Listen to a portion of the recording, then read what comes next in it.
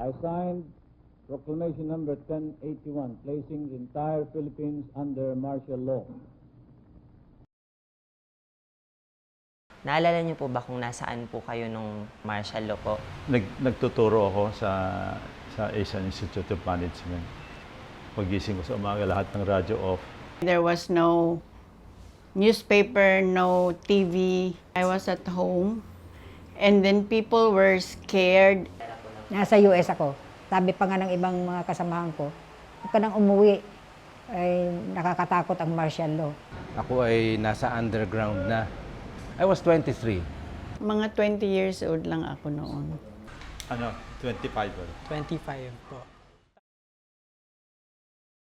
Kung ano po ba yung personal niyo po na naranasan under martial law, kung gaano po kahirap yung panahon po na yun? Niread yung bahay namin noong April 4, 1973. Walang katanong-tanong, umabot na kagad yung hataw ng baril, yung suntok, yung sipa, at saka yung sigaw na, dapa, dapa, dapa. Kaya sabi ko, sino kayo? Sabi niya, Manila Police Intelligence daw sila. Nilagay ako sa isang room na walang bintana. Tapos naka-chain ako sa bed. Practically everyday, tinorture ako eh.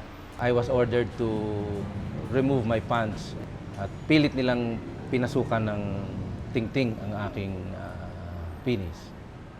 Pinilit akong marin yung aking blusa. At doon, nilagay nila yung wire dito sa aking dito sa suso ko. Na napakasakit masyado. At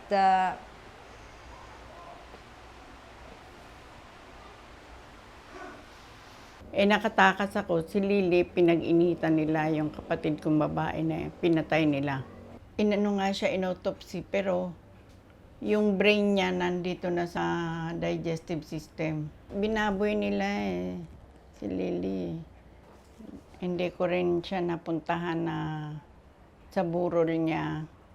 Kasi hinahanap nga kami ng kuya ko, tapos shoot to kill ang order sa akin noon. Kung mababalik niyo po yung oras, may gusto po ba kayong baguhin sa mga naging desisyon niyo, sa mga ginawa niyo? hindi ako nagsisisi na nangyari sa akin yun eh.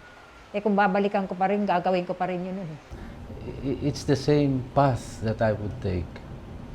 After all these years, napatunayan din na yung ginagawa ko noon, tama rin yun. Dapat may lumaban talaga kasi kung hindi, kawawa ang bayan natin. Lagi tayong inaapi-api na lamang. Kung meron po ba kayong maipapayo sa mga kabataan ngayon, ano po yun? Kahit saan ako pumunta sa mga kabataan, nagsasalita ako, sinasabi ko lagi na never again to martial law. Applicable pa rin yung sinasabi ng mga matatanda. Ang hindi lumingon sa pinanggalingan ay hindi makararating sa paroroonan. Kung hindi natin matututunan ang mga leksyon ng kasaysayan, mauulit natin ang mga pangyayaring hindi na dapat maulit. Kami ang mga naglamay sa gabi para masilayan ninyo ang isang magandang araw.